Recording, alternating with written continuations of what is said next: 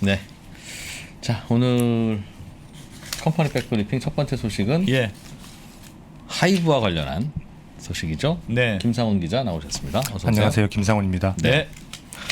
하이브에 무슨 일이 있어요? 네. 오늘 아침에 하이브가 두 가지 사안에서 공시를 했습니다. BTS 소속사. 네, 맞죠. 예. 그렇죠. BTS로 유명한 소속사 하이브인데요. 간담회도 비슷한 내용으로 간담회도 했는데 네. 무슨 내용이냐면 하이브가 5천억 원을 들여서 두나무, 업비트로 아마 많이 아실 것 같은데 네, 업비트의 그 모회사입니다. 네. 두나무의 지분을 2.5%, 또 두나무는 7천억 원을 들여서 하이브의 주식 5.6%를 서로 사는 겁니다. 예. 서로에게 투자를 하게 되는 거죠. 예. 왜 이렇게 했느냐? 최근에 그 얘기가 많이 남았던 소위 방탄 NFT. 네. 이 얘기 많이 조금 신문에서 보셨을 것 같은데요. 예. 이 NFT가 뭐냐? 많이 들어보기는 하셨는데 이게 네, 뭔지 네. 아마 모르시는 분도 많이 있으실 것 같은데 예. 쉽게 우리말로 번역을 하자면 대체 불가능 토큰. 네. 이게 위메이드 주식 투자하시는 분도 알겠지만 이게 최근에 가장 각광받는 분야이기도 하죠. 이 대체 불가능 토큰이 뭐냐고 하면 쉽게 예를 들면 그 우리가 휴대폰에서 사진, BTS 네. 사진 이런 걸 많이 볼 수 있죠. 네. 어딜 가나 볼 수 있는데 쉽게 검색을 해도 이렇게 많이 볼 수 있는 이유가 디지털 데이터 같은 경우는 쉽게 복제를 할 수가 있습니다. 그래서 누구의 소유도 아닌 거죠. 근데 이걸 누군가의 소유로 바꿔주겠다. 이 기술이 바로 NFT인 건데 네. 그래서 그 디지털 자산의 등기부 등본이라는 얘기를 많이 하더라고요. 저는 NFT가 그런 것 같아요. 왜 초등학교 때 보면 옛날 생각해 보면 운동화, 실내 운동화 다 똑같이 하얀색으로 생겼잖아요. 예. 다 똑같이 생겼는데 뒤에 이름으로 사인펜으로 안승찬 이렇게 서로 이름 쓰잖아요. 다 비슷하게 생겨가지고 뒤에다 이름 쓰는 거하고 비슷한 거 아닐까? 그런 생각도 들더군요. 워터마크라고 네. 하는 분들도 있고 그렇습니다. 그래서 이 누구나 다 똑같은 상품을 가질 수 있는 거면 그렇게 비싸진 않을 텐데 네. 오로지 하나만 있는 상품으로 만들게 되면 굉장히 비싸게 팔 수 있겠죠. 그래서 최근에 그 비슷한 일이 있었는데 간송미술관이라는 곳을 혹시 아시는 분이 있을지 모르겠는데 훈민정음 해례본을 보유하고 있는 미술관입니다. 네. 그래서 최근에 그 재무난을 조금 많이 겪고 있는데 네. 그래서 이 훈민정음 해례본을 NFT화해서 디지털로 판매를 했는데 이게 개당 1억 원에 팔렸다고 하더라고요. 이런 그 기술을 가지고 있는 이런 그 경험이 많이 있는 두나무와 손을 잡아서 예. 예를 들면 방탄소년단 관련한 IP를 통해서 새로운 상품들을 만들어서 팔아보겠다. 네. 이런 목적으로 두나무와 같이 서로에게 투자를 했다고 얘기를 합니다. 다만 요즘 예 말씀하십시오. 아직 구체적으로 어떻게 사업을 할지에 대해서는 둘 다 정해진 건 없다고 얘기를 하더라고요. 예. 관련해서 합작 법인을 만들기는 했는데 서로 협의를 해서 어떤 역할을 할지 구체화해 나가겠다. 아직까지 이렇게 얘기를 하고 있습니다. 예. 근데 아마도 하이브가 갖고 있는 콘텐츠들을 그렇죠. NFT화해서 네. 붙여서 네. 거래를 시켜보면 네. 그것도 돈이 될 것이다. 그쵸. 이거죠. 이게 모르겠는데 거래 안 될 것 같아요? 아니요 뭐 된다니까 요즘 이게 유행이잖아요. 이게 하이브만 하는 게 아니고 하여튼 요새 엔터 한다는 거 어떻게 죄다 NFT를 한다고 하니까 모르겠습니다. 이게 제가 어떤 기사 보니까 이렇게 설명한 데도 있더군요. 그러니까 지금은 음악이나 뭐가 공유의 시대다. 스트리밍 예전에는 왜 무슨 가수가 음반을 내면 네. CD를 샀잖아요. 이건 내 거야. 그리고 샀는데 지금 사는 사람이 없잖아요. 다 유튜브에서 듣고 스트리밍으로 듣고 그러니까 내 게 아니고 네. 그냥 듣고 마는 거죠. 근데 이제 NFT로 다시 바꾸는 거는 다시 내 걸로 만든다. 얘는 내 것만 하는 거야. 이런 엔터 쪽에서도 그런 변화의 시발이다. 마음에 안 드십니까? 그 음악이라는 건 역대로 왜 옛날에 스티브 잡스도 그랬잖아요. 다 듣고 마는 거였어요. 음악은 소유하는 거다. 그 스티브 잡스가 했던 얘기야. 그러니까 소유는 오로지 저작권자가 소유한다면 소유할 수는 있죠. 네. 그 권리를 사실은 소유하는 게 아니라 그 권리를 다른 곳으로 이용하거나 할 때 허락을 해줄 수 있는 주체인 거죠. 예. 음악이야 존재하는 거니까요. 그래서 결국은 저는 똑같은 걸 하나 좀 비싸게 받으려다 보니까 네. 붙이는 건데 말이 안 되지 않느냐라고 하기에는 아무것도 아닌 것도 막 거래가 되고 주가도 오르고 하는데 그러니까. 네, 그런데 뭐라도 있는 거면 그게 왜 이상하냐. 네. 그러니까 이것만 나왔을 때는 이상한데? 라고 하겠으나 네. 이미 토큰 시장, 코인 시장이 존재하는 상황에서는 도지코인도 오르는데요. 그런데 뭐라도 있으면 모르는 거지라는 논리가 아닌가. 거래할 사람 나는 의견도 있어요. 네. 모르겠습니다. 네네. 네. 간직하고 싶은 하여튼 네, NFT. 그러나 그래서 그래서 다들 그것에- 관심 있어하는 게 그래서 하이브의 주가가 더 뭐 오를 거냐, 어떤 네. 영향을 미칠 거냐 여기에 네. 관심이 많이 있으실 것 같은데 네. 사실 이건 누구도 알 수 없는 일이긴 합니다. 네. 오늘 장에서는 한 3% 올라서 뭐 장을 오늘 주가 많이 마감하긴 했는데 올랐더군요. 예.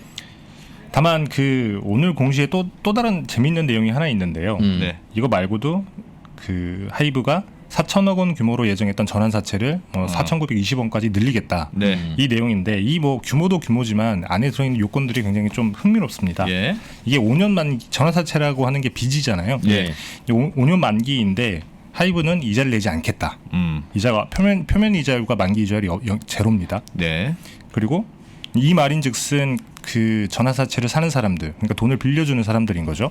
이분들은 만기 전에 무조건 주식으로 전환하겠다. 이런 의지가 섞여 있다라는 평가도 있더라고요.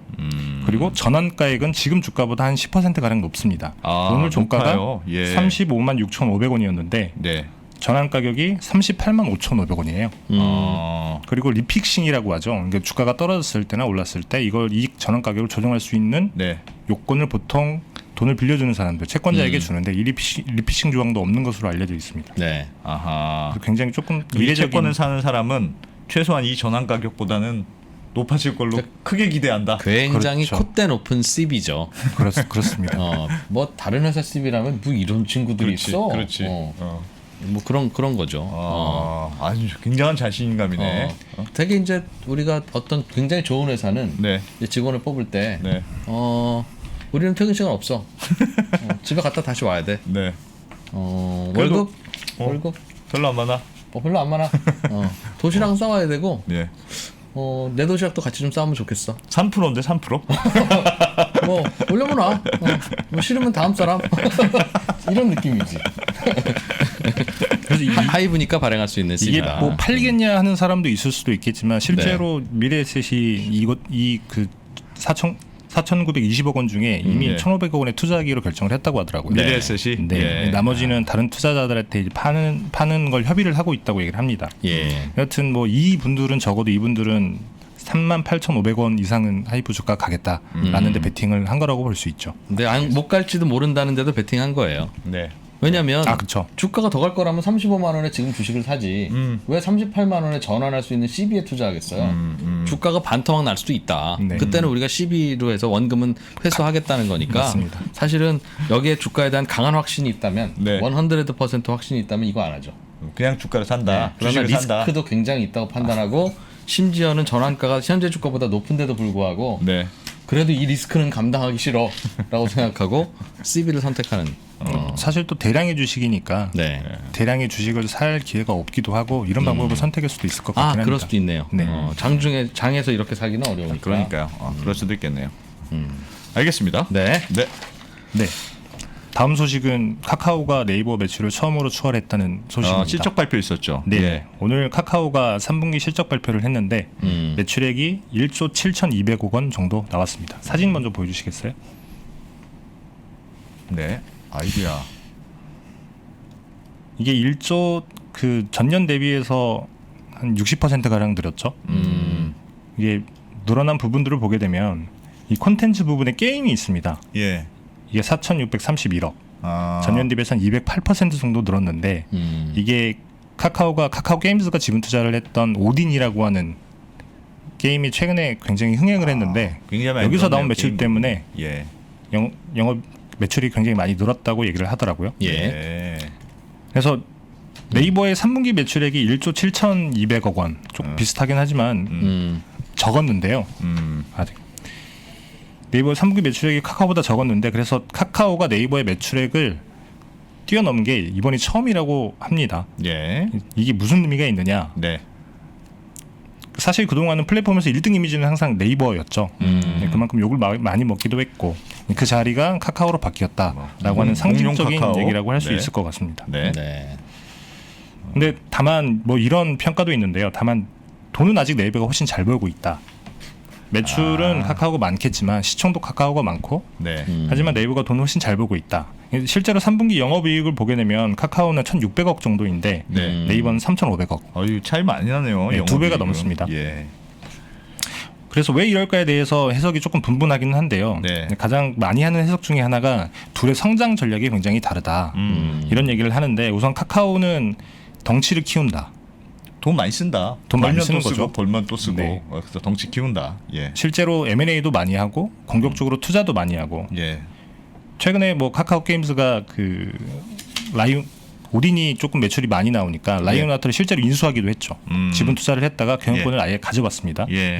그래서 문어발 확장이라는 비판도 최근에 많이 받고 있기도 하고 네. 그래서 영업이익률을 높이는 것보다는 우리는 매출을 높이는 게 먼저다 라는 게 카카오의 전략이었는데 반면에 네이버는 덩치를 키우는 것보다는 네.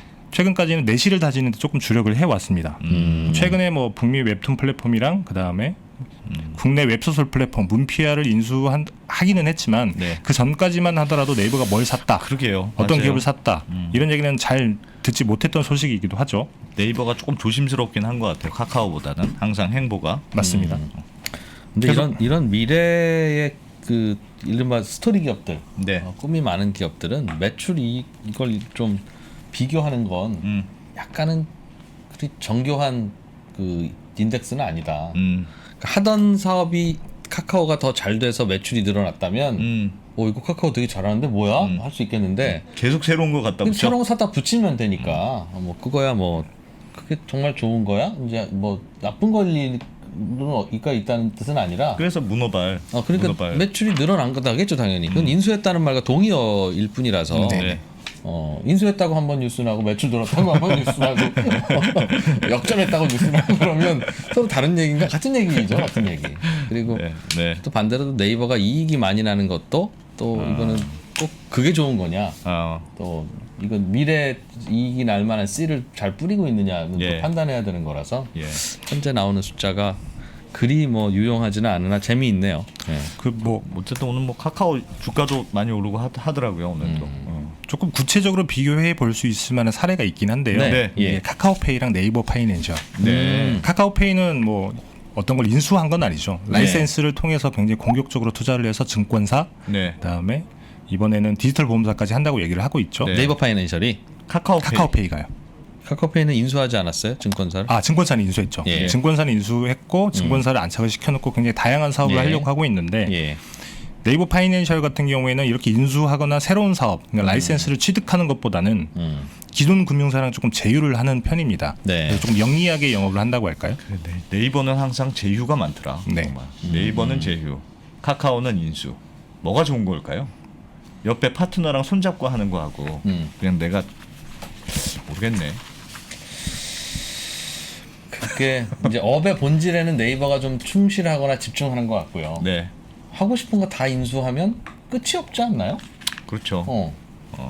그렇죠. 네이버 쇼핑도 본인이 쇼핑하는 거 하나도 없고 네이버 뉴스도 들여다보면 얼마나 본인이 기자들 뽑아서 취재하고 싶겠어.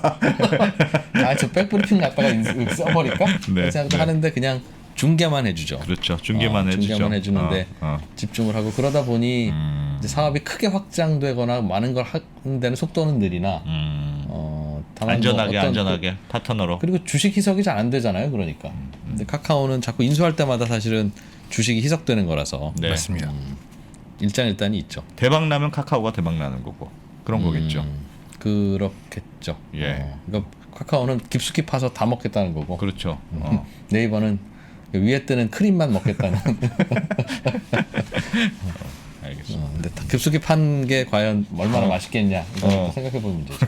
근데 사실 주식시장에서 평가는 카카오에 많이 몰려 있기는 하죠. 지금 뭐 요즘 주식시장에선 그렇죠. 네. 네. 다음 뉴스 볼까요? 예. 네. 다음은 최근에 전기차 시장이 조금 바뀌고 있다라는 네. 소식이 오늘 있었는데 다들 전기차 하면 가장 먼저 떠오르는 차는 아마 테슬라겠죠. 네. 그만큼 국내 전기차 시장에서 테슬라가 꽤 장시간 동안 독주를 해왔다는 건데요. 예. 사실 올해 상반기까지도 그러했습니다. 예. 잠깐 사진을 조금 보여드릴게요. 사진. 조금 예. 이게 올해 상반기 국내에서 팔렸던 전기차 판매량. 압도적이네요, 테슬라가. 네, 테슬라가 많이 압도적이죠. 현대차가 뭐 7,000대, 네. 테슬라는 12,000대 가까이 됐으니까. 근데 네. 이게 하반기 들어서 조금 바뀝니다. 네. 어떻게 바뀌었습니까? 지금 오. 10월 기준으로 봤더니 꽤 많이 바뀌었죠. 저 상반기 하반기 누적이네요. 네, 누적입니다. 근데 현대차가 앞섰다. 많이 앞섰습니다. 예. 현대차는 그 10월까지 거의 2만 대 가까이 팔았고요. 예. 테슬라는 많이 늘지 않았죠. 기아차도 조금 꽤 많이 떨어져 있다가 예. 굉장히 많이 쫓아왔습니다. 이게 왜 이렇게 됐냐 예. 보니까 현대차는 4월에 전기차 전용 전기차를 처음 내놨었죠. 예. 아이오닉 5. 그래서 이 아이오닉 5가 굉장히 많이 팔렸다. 실제로 4월 출시 이후에 10월에 차종별 등록 대수를 보니 예. 아이오닉 5가 18,300대 정도. 예. 테슬라 모델 Y는 8,400대, 모델 야, 차이 3는 많이 나네. 8,800대 이렇게 예. 됐다고 하더라고요. 예. 기아도 EV6라고 하는 전기차를 출시하면서 예. 테슬라를 꽤 많이 따라잡았습니다. 예. 알겠습니다. 근데 테슬라 왜 뭐 무슨 계기가 있어요? 테슬라가 잘 팔리고 있었는데 압도적인 일이었는데. 네네, 그렇게 조금 많이 의문점을 가지실 것 같기는 한데요. 네. 그리고 또 최근에 전기차 같은 경우에는 반도체 문제 때문에 네. 공급이 쉽지 않아서 그래서 사겠다고 해놓고 기다리는 분들이 굉장히 많이 있잖아요. 예. 그런 문제가 있음에도 불구하고 현대차는 왜 이렇게 많이 팔리고 테슬라는 안 팔렸냐?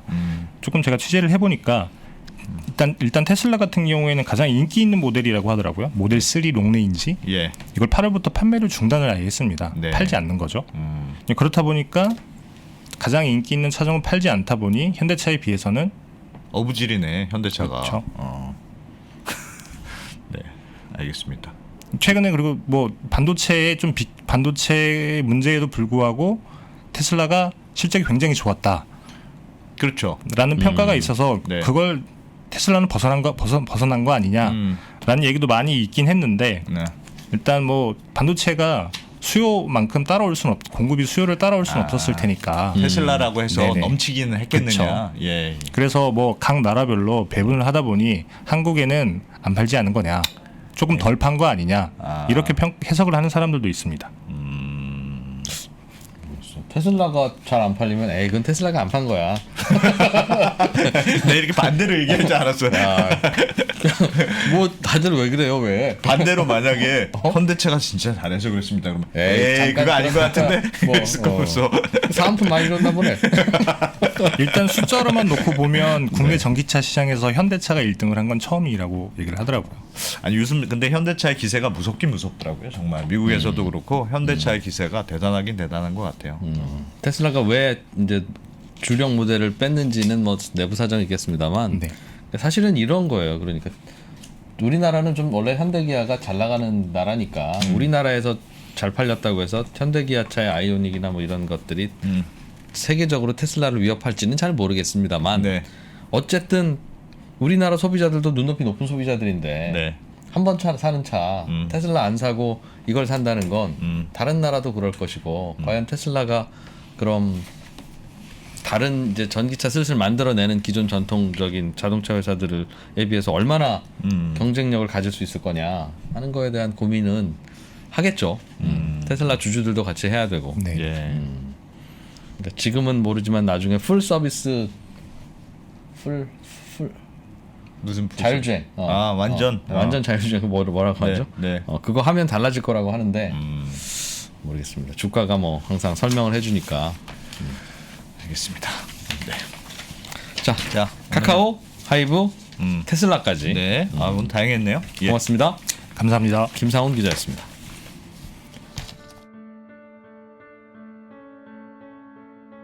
선택을 더 고민해야 돼요. 이유는 옵션이 늘었기 때문에.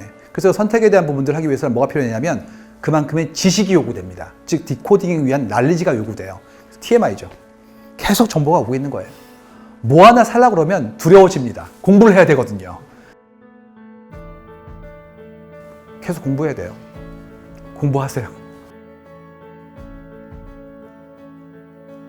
레버니 업으로 가셔야 돼요. 레버니 업으로 가면 내가 배제되지 않습니다.